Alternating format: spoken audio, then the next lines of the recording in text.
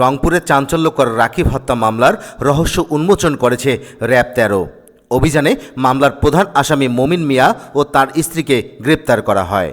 RAB ১৩ জানায়, সোমবার বিকেলে মিঠাপুকুর এলাকায় অভিযান চালিয়ে ২ আসামিকে গ্রেপ্তার করা হয়। প্রাথমিক জিজ্ঞাসাবাদে তারা হত্যাকাণ্ডের সাথে জড়িত থাকার কথা স্বীকার করেছে। পূর্ব শত্রুতার জেরে পরিকল্পিতভাবে এই নির্মম হত্যাকাণ্ড হয়েছে বলে জানায় র্যাব। ঘটনার পর রংপুর কোতোয়ালি থানায় একটি হত্যা মামলা দায়ের করা হয়েছে। এরপর তথ্য প্রযুক্তি ও গোয়েন্দা তথ্যের ভিত্তিতে র্যাব ১৩ এর একটি বিশেষ দল অভিযান পরিচালনা করে। গ্রেপ্তারকৃতদের আইনি প্রক্রিয়ার জন্য সংশ্লিষ্ট থানায় হস্তান্তর করা হয়েছে।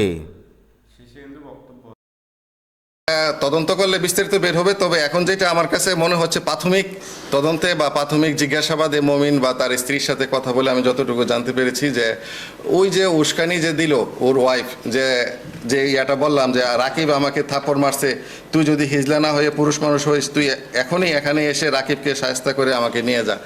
এইটাই থেকেই সে মূলত এই রাগটা থেকে, তার বউ যেটা বললো, এই রাগ থেকেই পরের দিন সে এই হত্যাকাণ্ডটি সংঘটিত করেছে মর্মে সে আমাকে বলেছে প্রাথমিক জিজ্ঞাসাবাদে। তো এখানে আরো বিস্তারিত জিজ্ঞাসাবাদ করলে তখন আরো তথ্য পাওয়া যাবে আমার বিশ্বাস।